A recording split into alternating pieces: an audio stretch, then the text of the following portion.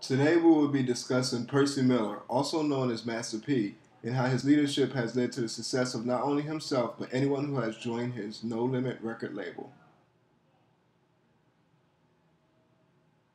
In real life, Percy Miller, also known as Master P, displayed characteristics described by both Green and Maxwell, such as exponential increase in influence by building relationships, as well as taking credit for others' work by being a great delegator.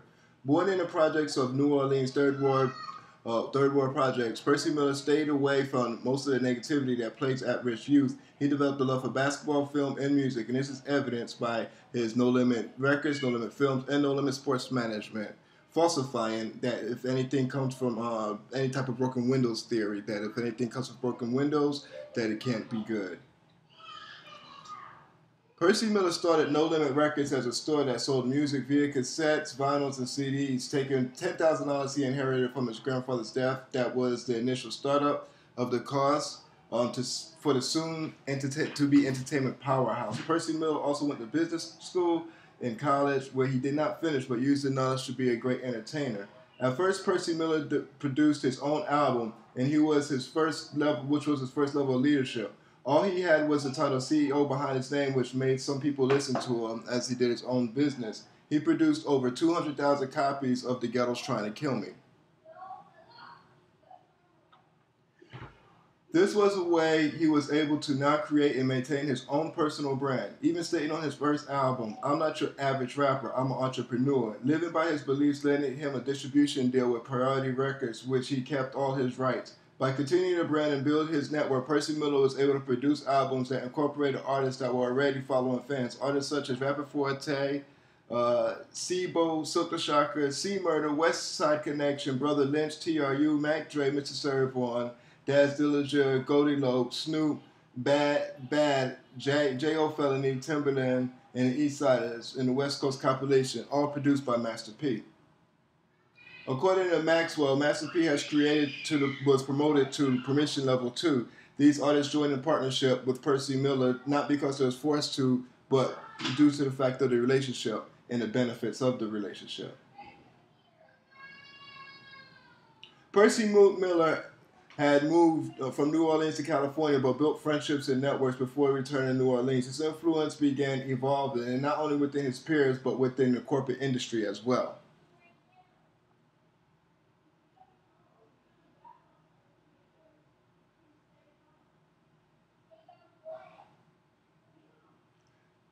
Percy Miller created TRU, a group in which he was a leader of, and not only was it his younger brothers that was under him as a label.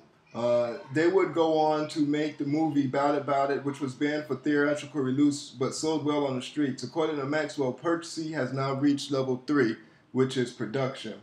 Everyone is taking notice to Percy's business acumen. And according to Green, he is able to maintain his reputation as a talented entrepreneur. Even Snoop Dogg joined No Limit and never outshined him because he knew never to break Green's #1 rule.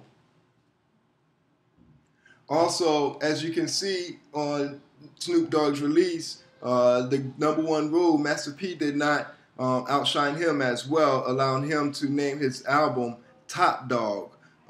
With the No Limit brand and the No Limit logo, still allowing him to create acknowledge his success.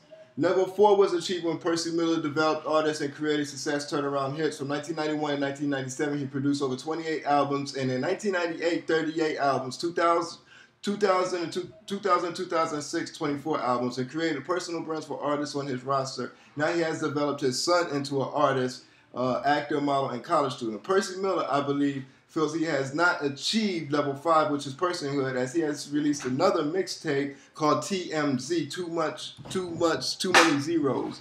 He seems as if he wants to prove something to this generation.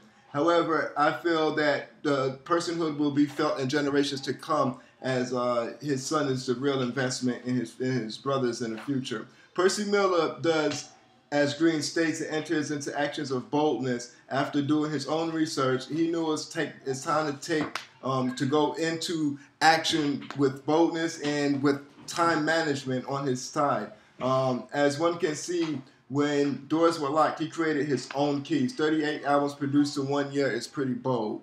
Master P mastered the art of time and evidence by marketing. He used a cost-effective overhead to produce his album. Master P changed music and brought to the following to the South as a brand himself. At first, his change was appreciated. However, over time, Percy Miller started to move more towards positivity and was looked at as commercial. However, because of his connections, he was able to maintain his respect in hip-hop and in the business community. He has a greater influence than he probably even knows that he even knows of today, because I wouldn't even be a grad student most likely today if it wasn't for him. For me, following him in the early 90s, I saw a businessman who came up more successful year by year. Percy Miller also stated there was no limit to what, and I always added to what one can do, and that was my motto. Percy Miller discusses green laws in his lyrics and actually taught me to not trust everyone, delegate and conceal your intentions. This has helped me practice research when we involve deception and contract negotiations. Like Percy Miller, I don't want to be stuck in one area of business. I would like to have many ventures, and for those to be successful, power, leadership, and influence are keys. Some of Percy's endeavors include owning a Foot Locker franchise, No Limit Communications travel agency, P. Miller Youth Center, and P. Miller Food Foundation. He manages Gucci Man, and that's success for me, and that's why he's my mentor, my role model, and also he's living his dreams. Thank you.